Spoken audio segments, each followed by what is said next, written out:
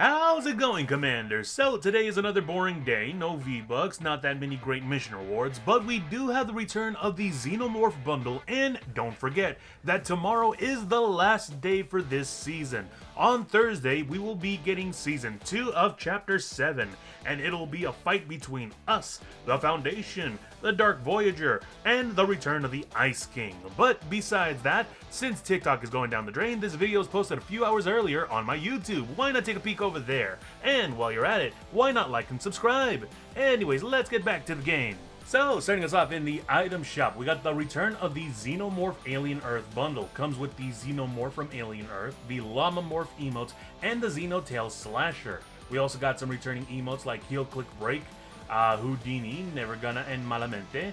We also still got Build Up, No Tears, Chicken Winging, and Dancing Dominoes. No Sweat section is the same as before, as well as the Incredibles and the Incredibile.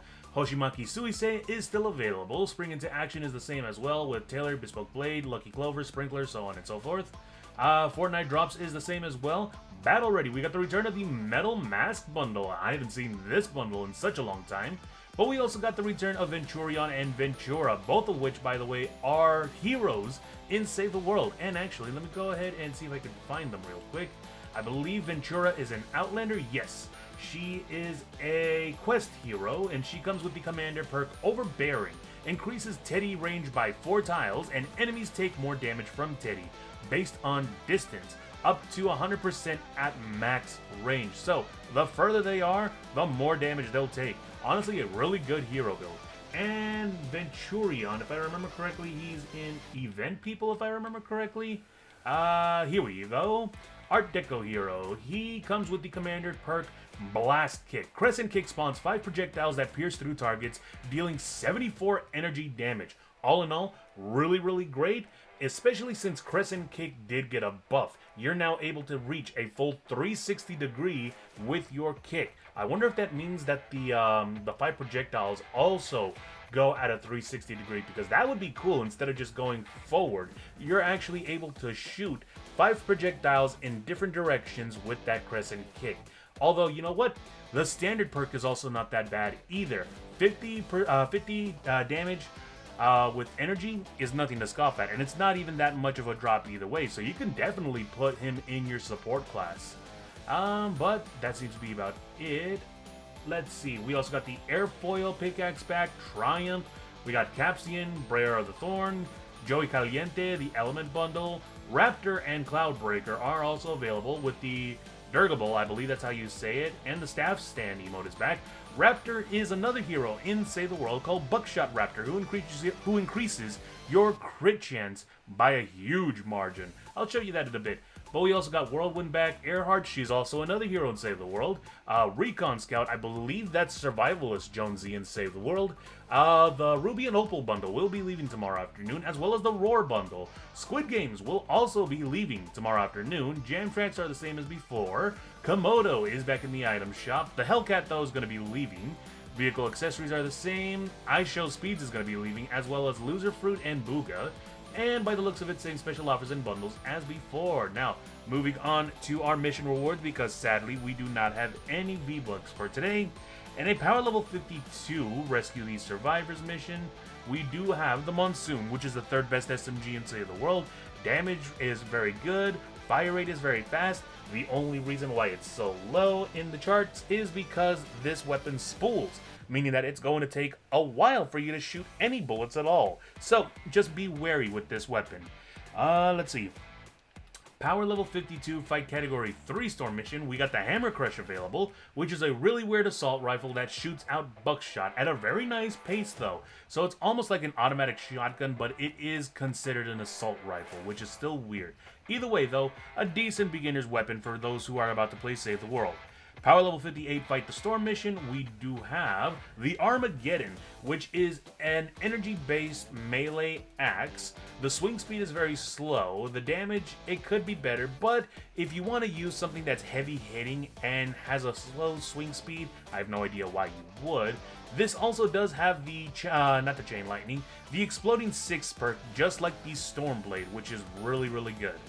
Let's see, over Entwined Peaks, because that was the only thing left. Power level 76, resupply mission, we got the Thumper, which is a grenade launcher that does a lot of damage and is a really great rocket launcher for beginner players. And the healing pad too, which is one of my favorite traps to use because in any sort of case that you're in danger, all you need to do is just place one down, run over it, and you're healed in an instant. It's a really great lifesaver. Let's see, power level 76, Ride the Lightning. We do have a Sniper Defender, which, as I have mentioned before, these guys are lifesavers because of the fact that if you're going to go over to power level 160 missions or even 140 missions, sometimes you and your team are not enough. You're going to need a little bit extra firepower, and that's where that Defender comes in. Let's see, power level 108, what is it again? Retrieve the data. Sorry about that. We got the Tiny Instrument of Death and the Stampede. Tiny Instrument of Death reminds me so much of the OXR rocket launcher, those rockets that follow the red line or the red dot that you point with. Honestly, though, it's a lot of fun, but they could buff the damage a little bit with the Tiny Instrument of Death. Stampede, though, really great shotgun to use. Fire rate is very fast, spread is very decent, damage is really good. This is a high-tier weapon for beginner players in Save the World. Honestly, a lot of fun.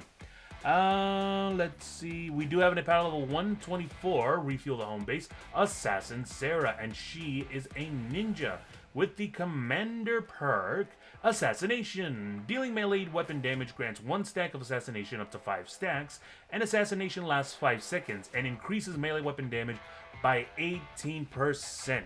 Honestly, that is a huge amount of damage because 18 times 5 is 90%.